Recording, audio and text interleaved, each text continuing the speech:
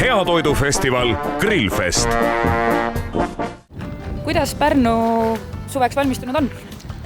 No nagu iga aasta oleme valmistunud ja kõige rohkem on tähelepanu pööratud siis ikkagi rannarajooni ja kesklinna, et ka siin paarisada meetrit eemal on valmimas siis rulapark ja hästi palju muutusi on rannarajoonis, kus tuleb siis rannapromenaadi juurde tuleb selline lastele selline seiklusrada.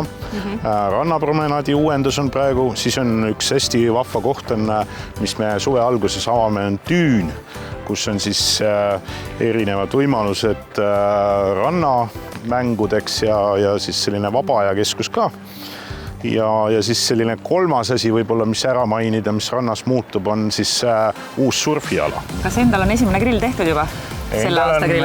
Esimene grill tehtud, et see sai juba veebruarikuus tehtud, nii et...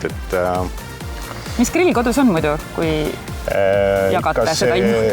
Ikka see muna, et munagrill, et selle... Ta ei ole küll roheline, aga ta on musta värvi. Aidake meelde tulda, kas te olete osalenud ka Grillfesti grillivõistlusel? Jaa, Pärnu linnavalitsus on Grillfestil võistlusel, ma võin eksida, aga kas 2 või 3 korda esinenud. Tõesti, me oleme siin võistlemas. Tegelikult minu jaoks on see teine kord juba, et 2017 üritasime ka ja see olime esimese 20 seast, nii et loodame, et see aasta läheb paremini. Ma ei kujuta ette, et Pärnu suvi ei algaks ilma Grillfestita, et ükskõik milliselt Pärnu inimesed küsida, et suvi algab ikkagi siin Vallikäärus loomulikult Grillfestiga, et siin ei ole mingit küsimust. Ja loomulikult suvel on iga eestlane, ma arvan, peaks ikka korra Pärnus ära käima.